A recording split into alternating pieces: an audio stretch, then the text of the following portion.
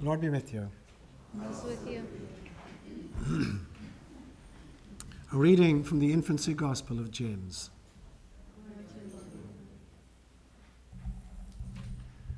Now, an order came from the Emperor Augustus that everybody in Bethlehem of Judea be enrolled in the census.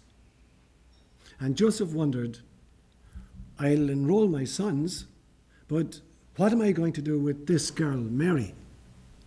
How will I enroll her? As my wife? I'm ashamed to do that. As my daughter? The people of Israel know she's not my daughter. How this is to be decided depends on God. And so he saddled his donkey and he had Mary get up on it. His son led it and Samuel brought up the rear. As they neared the 3-mile marker, Joseph turned around and saw that she was sulking. And he said to himself, perhaps the baby she is carrying is causing her some discomfort. Joseph turned around again and saw her laughing. And he said to her, Mary, what's going on with you? One minute I see you laughing and the next minute I see you sulking. And she replied, Joseph, it's because I imagined 2 peoples in front of me, one weeping and mourning and the other celebrating and jumping for joy. Halfway through the trip, Mary said to him, Joseph, help me down from the donkey. The child inside me is about to be born. And he helped her down, and he said to her, where will I take you to give you some privacy, since this place is out in the open? The Gospel of the Lord.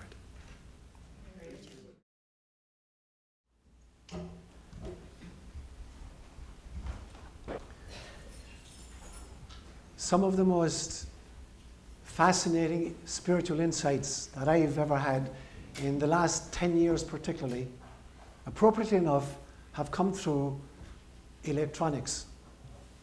I'll give you 2 examples, ones I've mentioned over the years.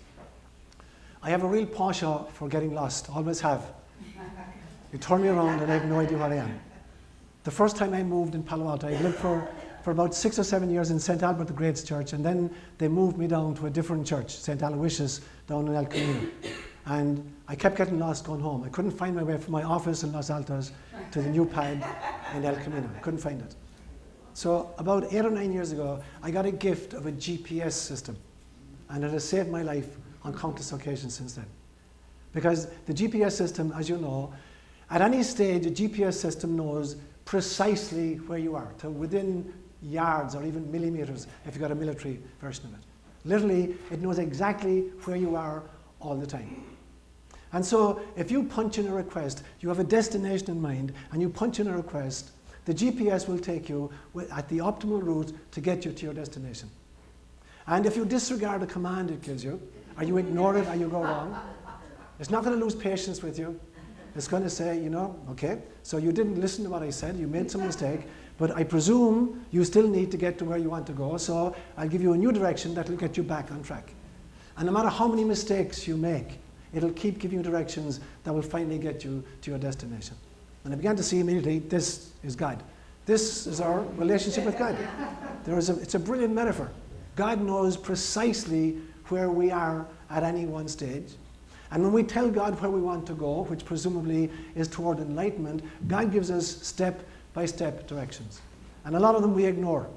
And God doesn't get mad with us. In spite of what the Bible says, God does not get mad with us, or punish us, or send us to purgatory, or hell, or any place else. God just presumes, I'm presuming, you still want to become an enlightened being. So from where you are right now, this is the next step that's going to get there. And we can either ignore that step or take it. And if some stage down the road we get lost again or we ignore a command, God will still presume you still want to become enlightened. So if you do, here's the next step. So the GPS became for me an extraordinary metaphor for our relationships with God. So that was one great insight that came out of electronics for me. About 2 or 3 years ago, I got a Christmas gift of a musical CD that could be played in my computer. I don't have an ordinary CD. And I slot it into my computer, and an icon comes up on the screen, and I double-click on the icon, and it shows me that there are 13 tracks on this musical CD. And it tells me what the name of each song is and the duration of each song. And so I hit play. And then over the next 57 or 58 minutes. It plays at track 1 and then track 2 and track 3 all the way through, and it was very interesting. It was Christmas music. And then I noticed a few other buttons, icons on it, and I began to wonder, what are they about? So I hit another button, and suddenly it randomly scrambled the order of the songs. And now the songs began to play in a totally random fashion of the computer's choosing. So I listened to that for a while. And then I realized there was another button in it. And I played with this button, and this one allowed me to choose the order myself in which I wanted to play them. And so the mathematician in me wanted to play around with numbers. So I played all the prime numbers first, 2, 3, 5, 7, 11, 13. And then I played the even numbers, 4, 6, 8, 10, 12. And then I played the last two, 1 and 9. I was really happy. So it allowed me to totally, of my own volition, decide what the order of sequence was. And as I began to think about it in my meditation, it gave me a great metaphor for my belief system about reincarnation and the order of reincarnational experiences.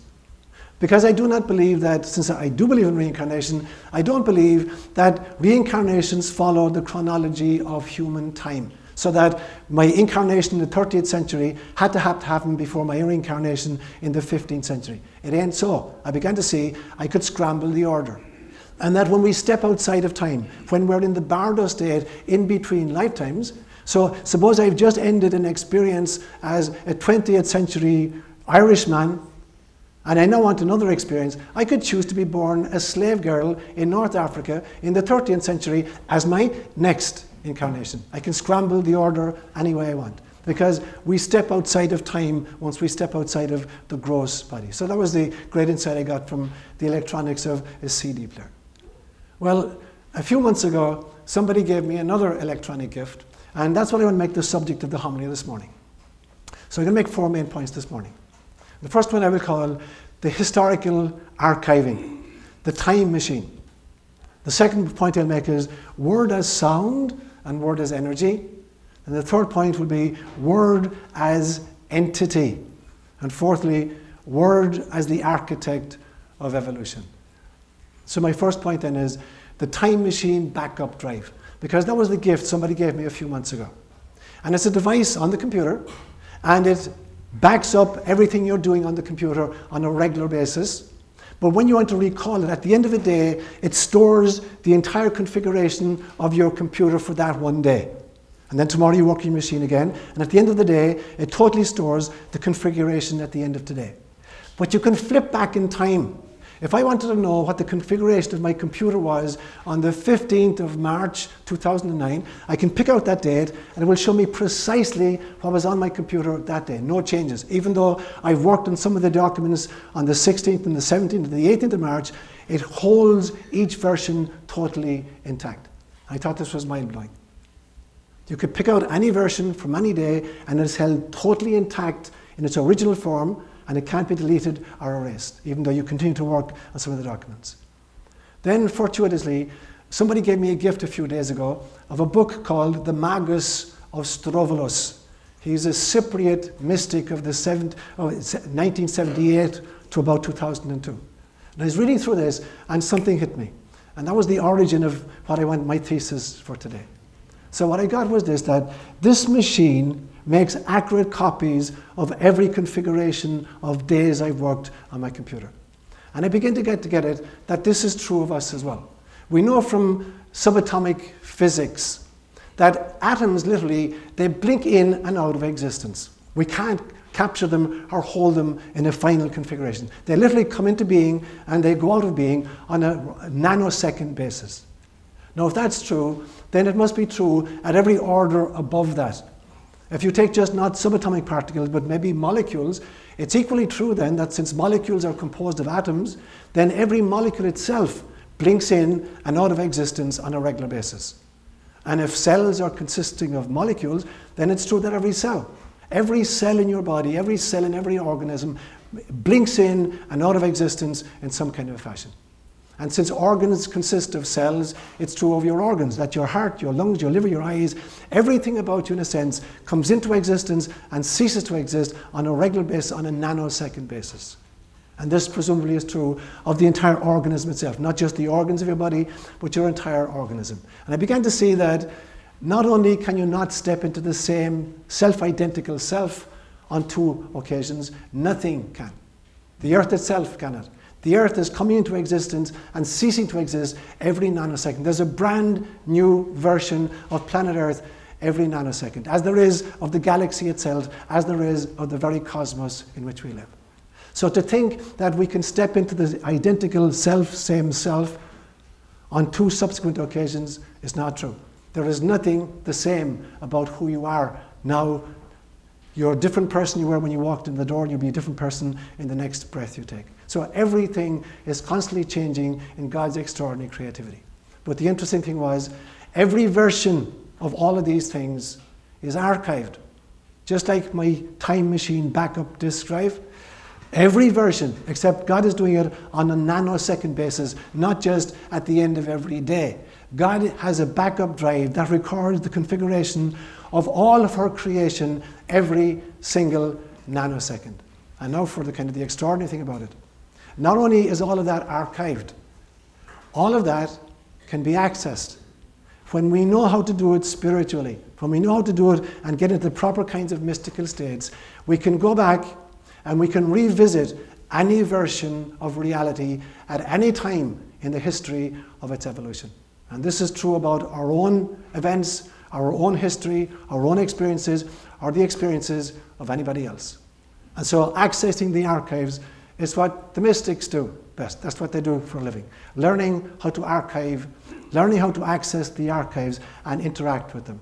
Now, just like my time backup machine, I can't go back to January 10th, 2009 and erase the data for that day. I can't do it.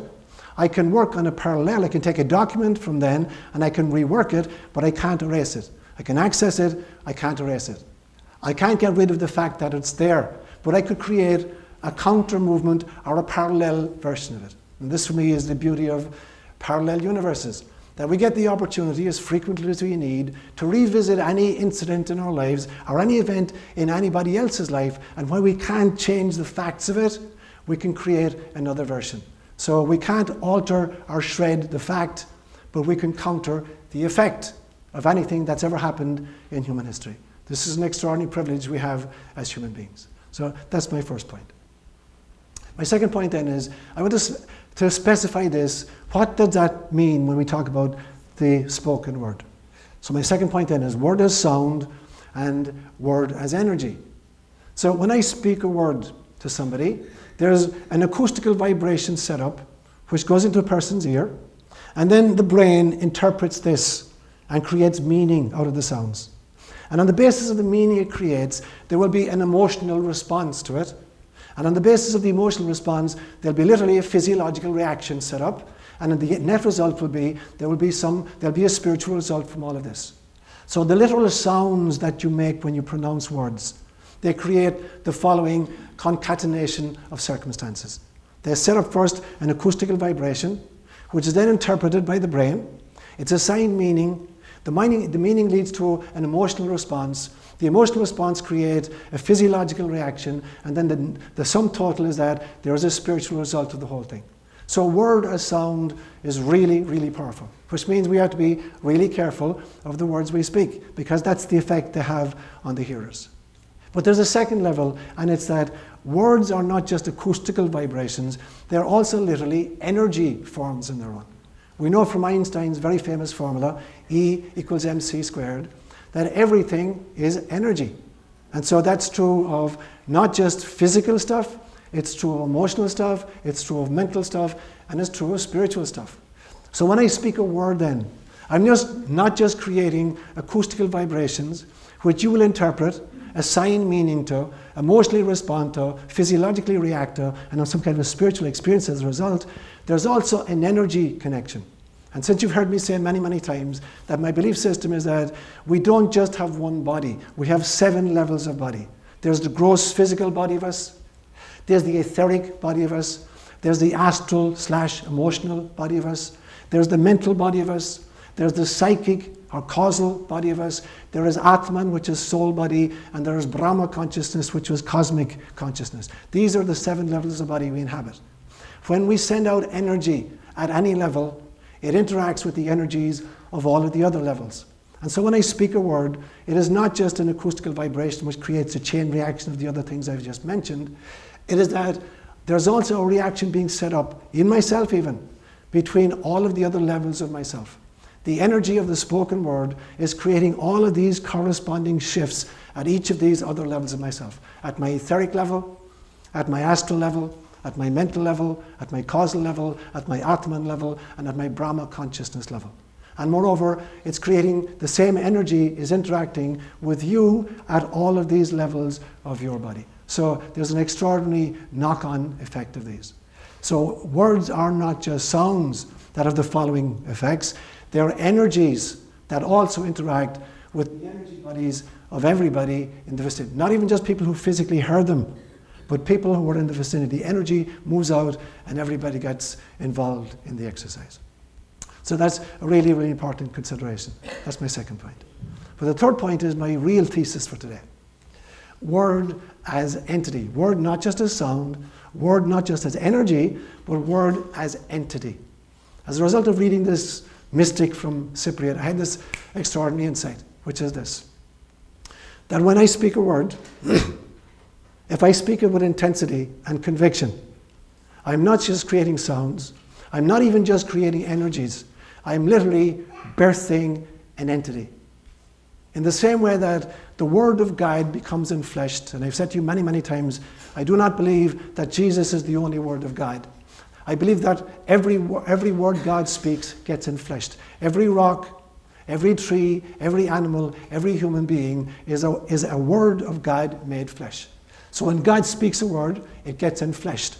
But the interesting thing is, I've come to the conclusion just this week, that every word a human being speaks also creates an entity. You create a child of yours as really by the word you speak as by making love with your partner. We create these entities. And these entities have an independent existence from us. In the very same way that God creates us, and then we have free will, we can choose to align with our God, or we can choose to contradict and fight with our God.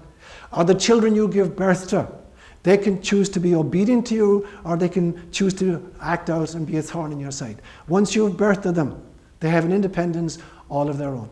I believe that every word we speak literally becomes an entity.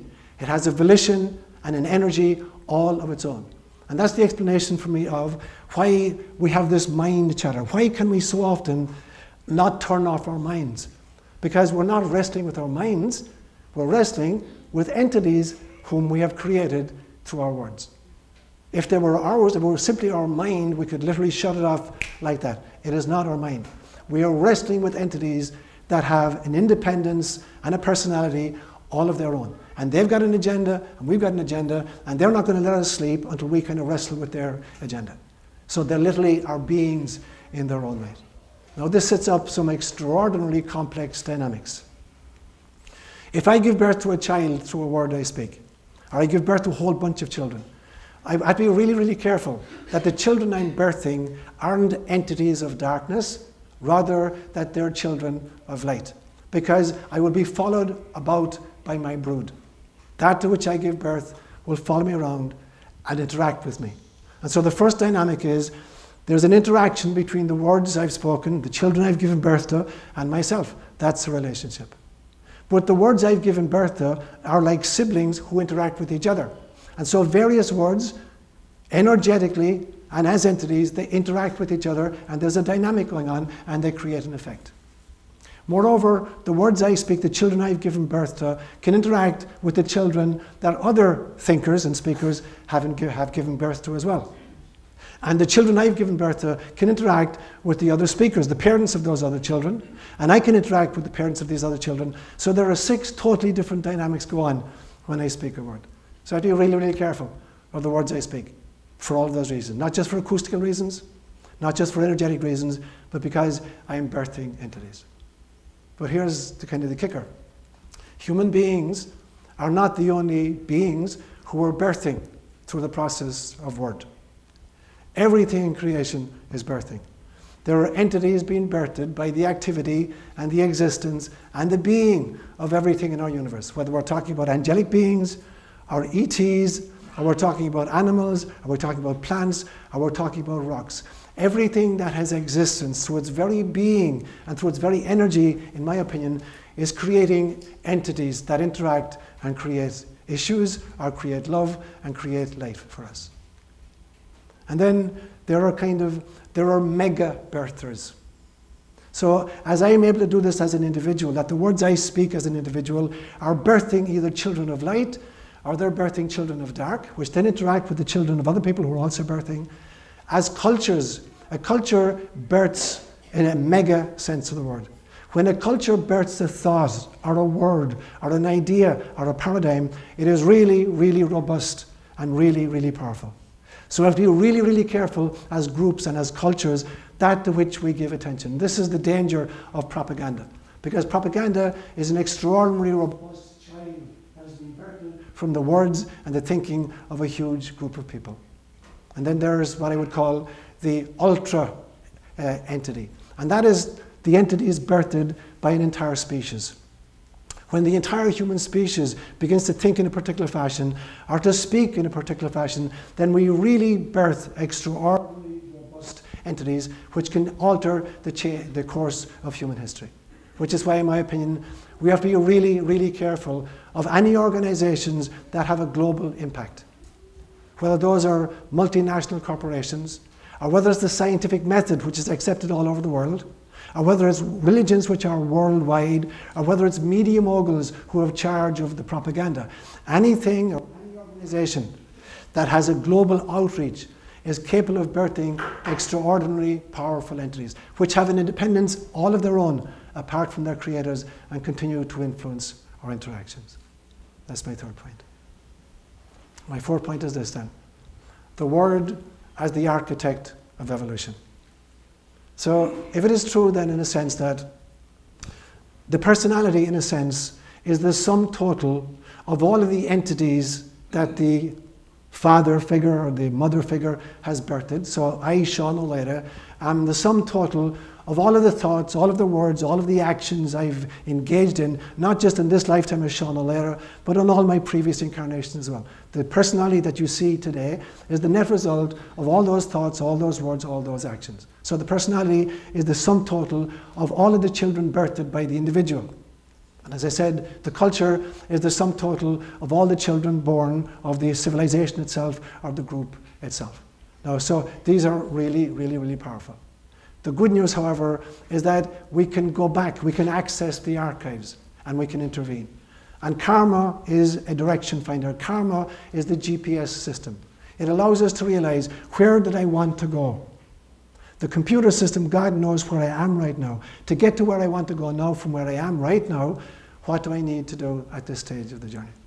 So I'm totally convinced that we can go back and we can alter human history, not in the sense that we can change the facts of the past, but that we can add something extra which changes the evolutionary trajectory into the future. There's a system in science, in mathematics in particular, called vector analysis. And vectors are quantities that have two aspects. They have size and they have direction. And so if I were to tie 10 different ropes to this table here, and give 10 of you the end of the rope and ask you to pull. Each of you pull at your own strength in your own direction. Vector analysis will tell us precisely how that table is actually going to move. If I know exactly the force that each one is going to exert, and I know precisely the direction you're pulling it in, I can tell you absolutely which direction and at what speed the table is going to move. Now, the truth is, every thought attaches a rope to evolution. We can't undo the ropes that other people are using, or we can't even undo the ropes that we pulled in the past, but we can create new ropes to pull in a different direction at a different speed if we so choose. And that is the beauty of the human mystical possibility. It is the possibility to revisit any event in human history. We can't change it, we can't shred it, we can't eradicate it, but we can attach a different kind of a rope and we can start pulling the whole experience of evolution in a different direction. The meditation I was making this morning was the following. What if we could go back as individuals, say for instance to the crucifixion, the scene of the crucifixion 2,000 years ago. We can't undo the fact that a particular man was crucified for a particular crime. We can't undo the pain that was caused to his mother or his beloved disciples or whatever, but we could create another outcome to the story, not because we can obliterate or shred what has happened, but we can add children of light to the encounter, so that the evolutionary trajectory is being modified slightly. What if the gift we give to our world community for this Christmas was to revisit the birth scene, the nativity scene of 2,000 years ago? And instead of there being birthed just one little child who was immediately hunted by Herod, that we could start birthing children of light who would begin to pull the evolution of our planet and the evolution of our species towards light rather than into the darkness.